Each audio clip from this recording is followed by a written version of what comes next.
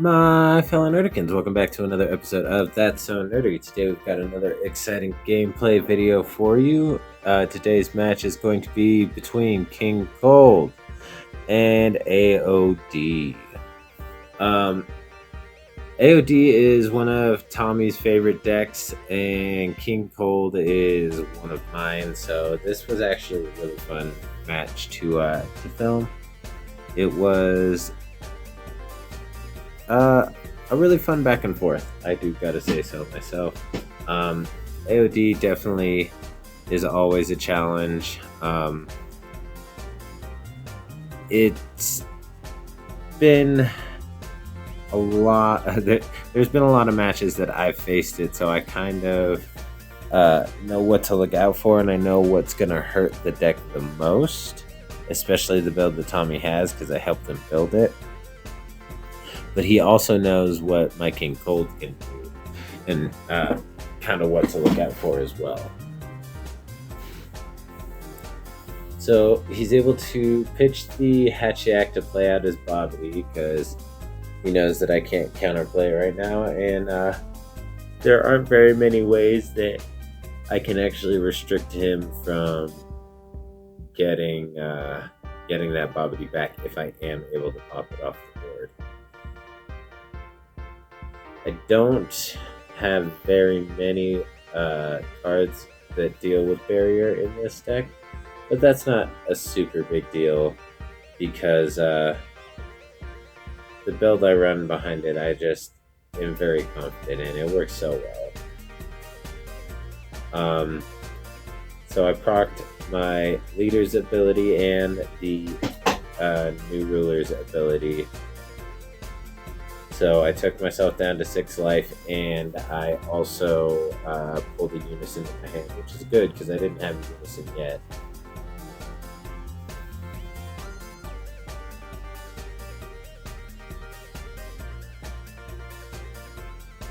And actually, that new ruler was my opening draw. I didn't have a field in my opening hand, so I actually got really lucky with my first draw, because if I hadn't drawn a field, I wouldn't have been able to start things off the way I did in starting to get myself closer to Awakening and being able to search my Unison. I would have been in a tough spot.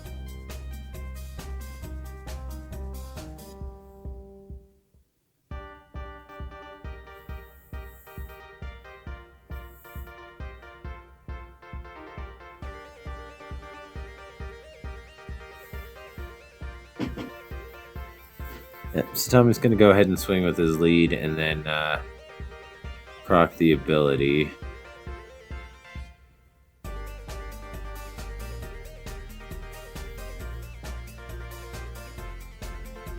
So he's going to go ahead and take the life to get himself closer to Awakening, and then search top 5 for an AOD card.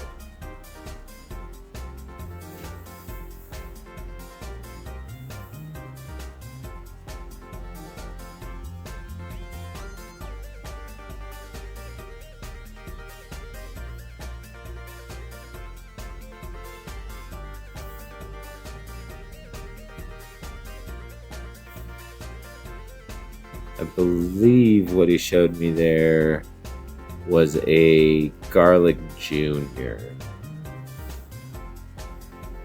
which I know with Tommy's typical line of play is he wants to counter with his Garlic Jr. and then play out his Turles if he doesn't already have a Turles on board.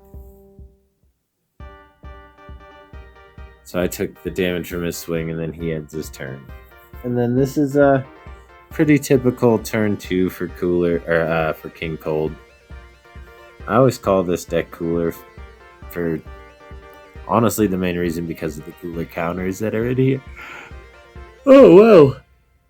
That snuck up out of nowhere. Mainly because of the cooler counters that are in the deck. For whatever reason, that makes me want to call this my cooler deck, but it's King Cold. Yeah, pretty typical turn 2 for King Cold. Play Unison, use the Unison to play a field, Awaken, and then play out another field once I've awakened to draw another card. So on that turn, I took 1 from life, 2 from deck, and then awakened, draw another 1 from deck, and then anticipated onslaught, draw another from deck, and play a 2-drop. So that's 4 cards I netted to my hand, and then got to play a 2-drop for free. And the Frieza does look like a 4-drop, but for anyone that knows, once you have a certain amount of fields and fields in your battle area and drop area, it gets its cost reduced in your hand. So it becomes a 2-drop, so you can actually play it out with anticipated onslaught, which is so good.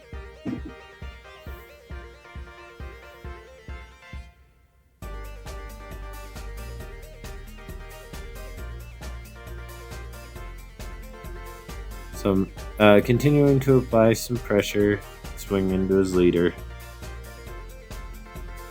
And if I'm not mistaken, I believe he takes this one. Yeah, he does take this one. And then yeah, he goes to petrify my my Frieza, which was honestly a good play. I was going to use him defensively and all that good stuff. Because I do currently, I believe, have 2 berry blues in hand. I know I have at least 1, but I may have 2. So I was thinking that maybe I'd use the blocker and then restand it by popping one of the fields and then using berry blue to not only get another field to my hand, but to be able to play one from the drop area.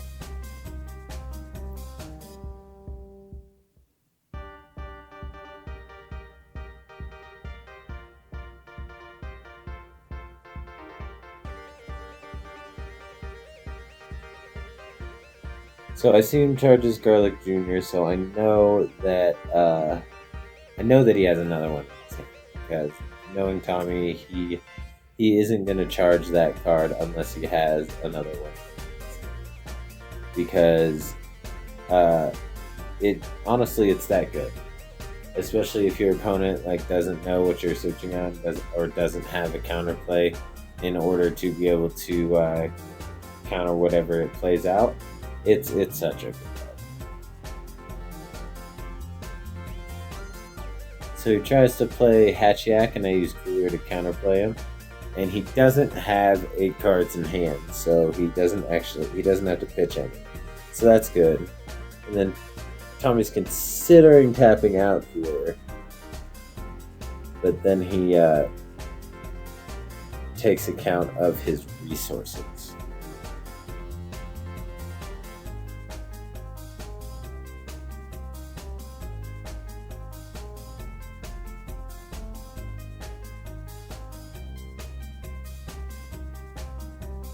So right here, he's asking if he can counterplay my Cooler, and his Android 13 only hits 3 or less, so he actually can't counterplay the Cooler itself.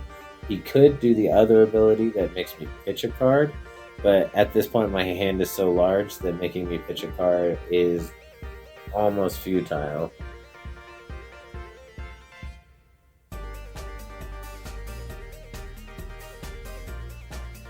And honestly, he should be holding on to that 13 for either my Berry Blues or my Paragus. Because with the exception of the Frieza that gets its cost reduced in hand, I don't have anything that Android 13 can actually hit. But that Frieza, because it does have its cost reduced in hand, and because Android 13 actually affects the card before it hits the board, it actually hits the Frieza as well.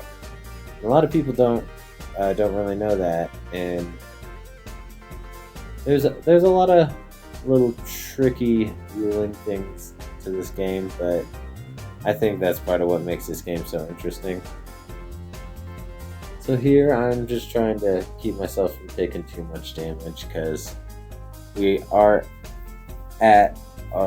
both at one of our most powerful points, I would say, is just after we've both awakened, and King Cold more so when he has more than 3 fields on board, or 3 or more fields. But I haven't seen a unstoppable invasion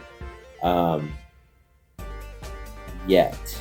I do think I end up seeing it.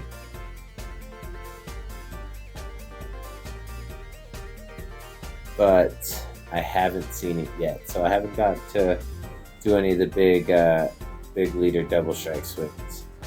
So he goes ahead and plays out the Broly and KOs my blocker, which, I mean, yeah, that was rough. I couldn't block with it this turn because it was petrified anyway, but that's not the point. It's just that good of a card because it's a dual attacker and technically a dual blocker.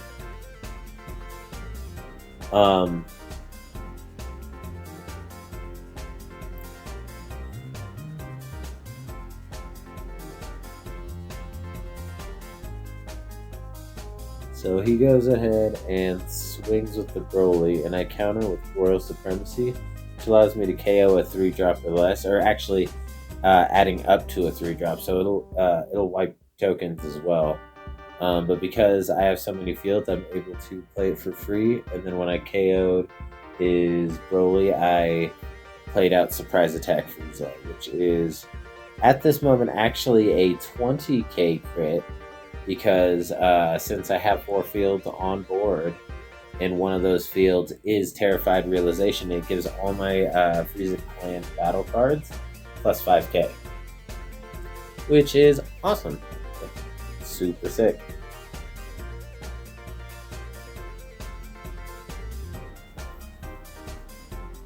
Alright, so I go ahead and charge a Bupo, which I really didn't want to do, but I felt that the other defensive cards in my hand at the moment actually benefited me a bit more.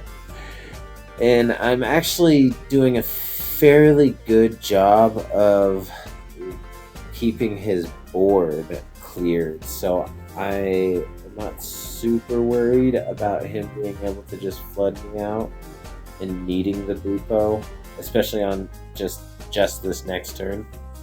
I mean, because AOD is scary when it has 4 energy, because there's a lot of things it can do with how cheaply it can play out battle cards and how good those battle cards that it can play out are. But I still felt pretty alright with the defensive cards that I had in my hand, that I'd be able to outlast whatever he threw at me.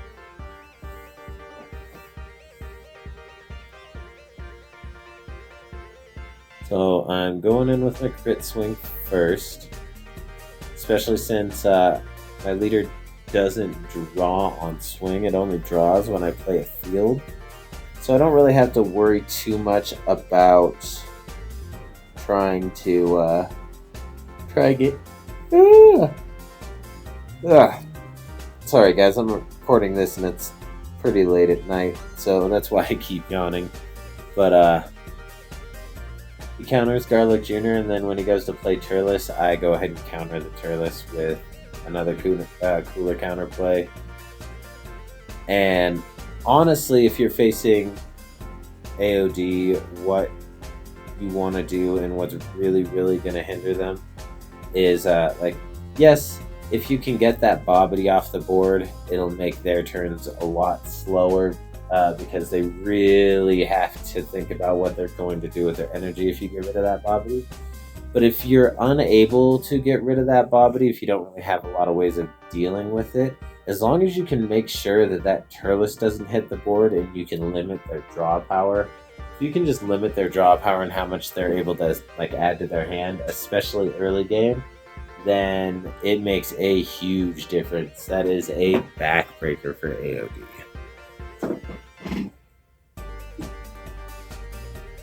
Alright, so we're going into his turn 4. And I know he was hoping to see his boss card, because he has all the colors in his energy and all the colors in his drop that he needs. He just needs to see the card, but because I've been limiting his draws and how much he can filter through his deck, it's been really difficult for him to get there.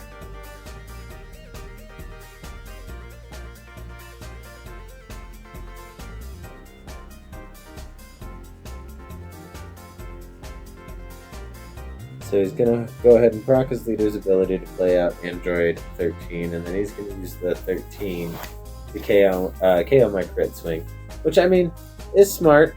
I do... Oh, that's right, it also does make me pitch one for hand. So there's two of my... half my berry blues are in my drop/warp. And, I mean, that's unfortunate, but a decision had to be made, and I made it. And I take nothing back, because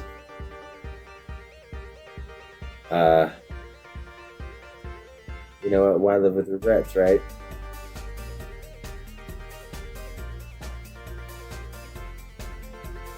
So it's really funny because he actually almost passes turn here and then realizes, like, oh, I haven't swung with anything yet. So I went ahead and countered his Android 13 swing with Royal Supremacy and then KO'd it. And then I took the damage from his Garlic Jr. swing, and if I'm not mistaken, I believe I combo out here. And his hand, I've been able to keep his hand so small that, like, he doesn't want to try and combo up or anything like that. He's just kind of sitting back, trying to figure out what he's gonna do.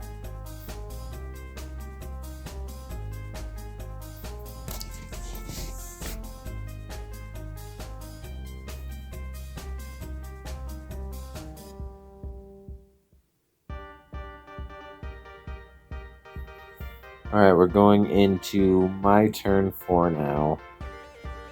And I'm sitting very comfortably with... I mean, I think I have 5-6 cards in hand now. But I think I still have like 2 or 3 counters. I just charged the unison that I just drew. And I'm really not worried about what's going on. And then right here, I hear him say no counter. So I go ahead and minus the markers, and now we see why he chose not to combo up. It's because he had a handful of unisons. He didn't have any combo power. And unfortunately, the SCR that he has right there was Kabito Kai, because that's the only one he had at the time when making this build, and then we actually switched it to the Vermilion Sands. But go ahead and like, comment, subscribe if you want to see more videos like this. And stay